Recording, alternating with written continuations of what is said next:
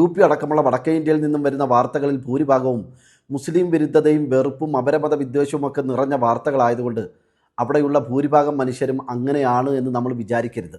അത്തരത്തിലൊരു തെറ്റിദ്ധാരണ നമ്മൾ ആരും വെച്ച് പുലർത്തരുത്. പ്രത്യേകിച്ച് അധികാര സ്ഥാനങ്ങളിൽ ഇരിക്കുന്നവർ അവരൊക്കെ അവിടെ സ്നേഹത്തിൻ്റെ കട നടത്തുന്നവരാണ്.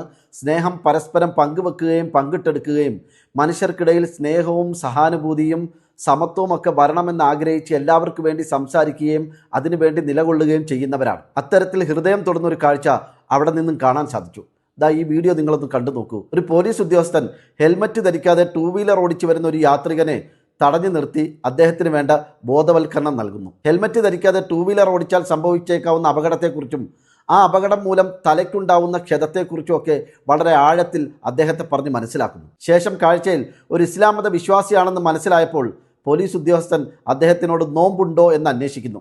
നോമ്പുകാരനാണെന്ന് മറുപടി പറഞ്ഞപ്പോൾ അദ്ദേഹത്തിന് ഒരു ഹെൽമറ്റ് സമ്മാനമായി നൽകിയിട്ട് ഇന്നത്തെ താങ്കളുടെ നോമ്പ് തുറ ഞങ്ങളോടൊപ്പമാണ് എന്ന് പറഞ്ഞുകൊണ്ട് അദ്ദേഹത്തിന് നോമ്പ് തുറക്കാൻ ആവശ്യമായ ഭക്ഷണവും നൽകുന്നു. എന്ത് മനോഹരമായൊരു കാഴ്ചയാണത്. ശരിക്കും പറഞ്ഞാൽ കൺതടങ്ങളിൽ നനവ് പടരുകയും ഹൃദയത്തിൽ ഒരു തണുത്ത കാറ്റ് അനുഭവപ്പെടുകയും ചെയ്യുന്നു. ആ പോലീസ് ഉദ്യോഗസ്ഥൻ്റെ പേര് അശ്വിനി കുമാർ എന്നാണ്. ഒരുപാട് മുള്ളുകൾക്കിടയിൽ 1-2 പൂക്കൾ മാത്രമേ കാണാൻ സാധിക്കൂ എന്ന് പറയുന്നത് പോലെ വടക്കേ ഇന്ത്യയിൽ നിന്നും വരുന്ന മുസ്ലിങ്ങൾക്കെതിരെയുള്ള വെറുപ്പും വിദ്വേഷവും നിറഞ്ഞ വാർത്തകൾക്കിടയിൽ അശ്വിനി കുമാർ മുഹമ്മദ് ദീപക്കിനെ പോലെയുള്ള ആർദ്രമായ സ്നേഹം കൊണ്ടു നടക്കുന്ന സഹജീവികളോട് അത് പങ്കുവെക്കുന്ന അത്തരം മനുഷ്യരെ കാണാൻ സാധിക്കുന്നത് ഒരു വലിയ കാര്യമാണ്. അതുകൊണ്ട് തന്നെ സംഘപരിവാർ ഭരിക്കുന്ന ഇന്ത്യയിൽ നിന്നും വരുന്ന അത്തരം വാർത്തകൾ അത് പങ്കുവെക്കുകയും അതിനെക്കുറിച്ച് സംസാരിക്കുകയും ചെയ്യേണ്ടത് വർത്തമാനകാല സാഹചര്യത്തിൽ നമ്മളുടെ ഓരോരുത്തരുടെയും ഉത്തരവാദിത്തമാണ്.